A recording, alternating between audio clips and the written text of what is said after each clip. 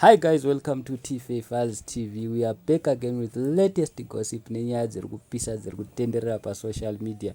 Holiday nazoonekwa nerimwe zigadzi rimwe zimbuya, vamwe vanhu vanga vachitodedzera kuti zimvuvu chairo. Saka vanhu vakuassume kuti pamwe igirlfriend yani yake iye Holiday. Vamwe vanhu vadedzera kuti uri kuassume, munongoziva mega vazukuru vambuya nehanda. Iyi video muri kuzvionera mega kuti chii chiri kuitika. Mumwe munhu auya akanyora kuti hazviite muroora wedu one Kim case closed. Tongoziva Kim iri zigadzira hatirizive. Mumwe munhu akati what a downfall. Mumwe munhu akati aramba kudyirwa muhomwe. Mumwe munhu akati ana Clemency tingavagone munhu kungodyiswa mari one day wakutoda kunzi Miss Holiday. Mumwe munhu akauya akati ndo type ya Holiday chaiyo iyi kwete Kim has type ya Holiday.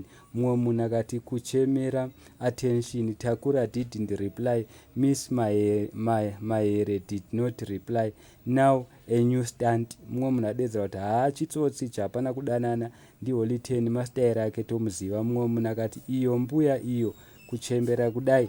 Mumwe munhu akauya akaseka akati kikikiki ati mashoti time chaiwo anoonekera akoma honai manje vakuputitsa investment yese. Mumwe munhu akati ari kuassume. Mumwe munhu akati what's with the side chicks waiting to be known and cause an unnecessary drama. Rule number 1 to this game is to know your place and find peace. Mumwe munhu akati musaitiswe ada kubuditsa songo itsva Holiday tomuziva. He is looking for drama. She is a friend plus a fan. People should just chill. We don't want drama. Hapana nyaya iripo. Mumwe munhu akati chembere iyo. Mumwe munhu akati icho achiite icho chimunhu icho chakashata chakanyangara. Mumwe munhu akauya akati ndikoko mukuda kudi ana Ronaldinho. Hanzi ndikoko muda kudiva ana Ronaldinho. Mumwe munhu akati vakafitana manjava. Mumwe munhu akati ye zvine nharo zvivanhu zvacho drama chaiyo. Mumwe munhu akati haasiye here gamu wacho here uyu aimbwa. Mumwe munhu akati pamberi necloud chasing pamberi.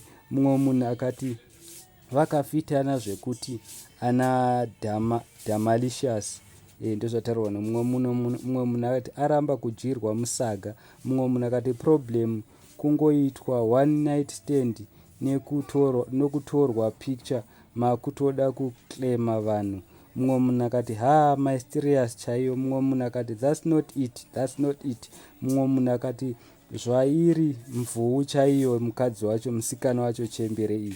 Mumwe munhu akati I will rather look at Kim as my holy kwete izvi sorry. Mumwe munhu akati iwe Holiday ita zvevezera rako siyana nesu machembere mambuya. Mumwe munhu akati taramba aiwa tiri kuti bodo. Mumwe munhu akati ndivo here vekuimbwa pasongwe iya yekuti loss. Mumwe munhu akauya akati asi ari kuassume kuti ndiMiss Holiday. Mumwe munhu akati kungodanana naKim pfungwa dzakutodhanganyika.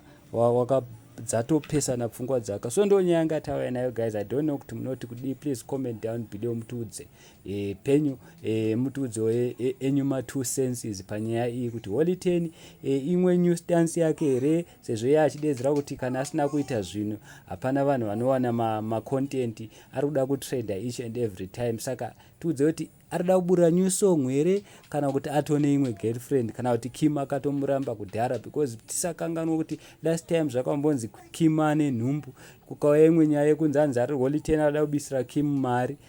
Saka we don't know kuti which one is which. Thank you so much. Don't forget to subscribe.